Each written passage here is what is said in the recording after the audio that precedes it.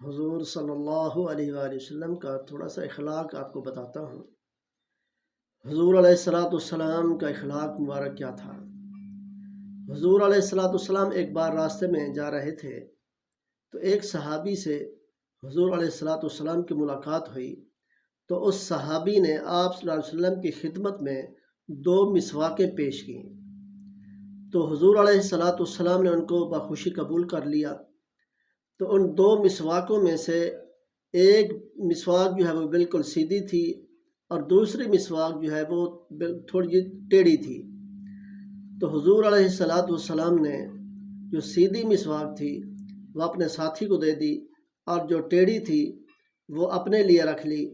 تو یہ حضور علیہ السلام کا اخلاق ہے، کیونکہ اچھی چیز ہے وہ آپ نے اپنے ساتھی کے لیے پسند فرما لی، اور جو تھوڑی سی ٹیڑھی تھی ان کو جو ہے اپنے لیے رکھ لیا۔ یہ کتنا اخلاق ہے، اور باقی ہر چیز جو ہے قرآن پاک جو ہے اخلاق سے بھرا ہوا ہے۔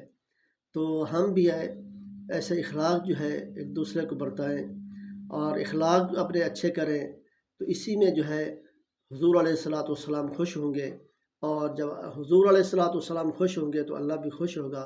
تو اسی میں ہماری نجات ہے، اسی میں ہماری بھلائی ہے۔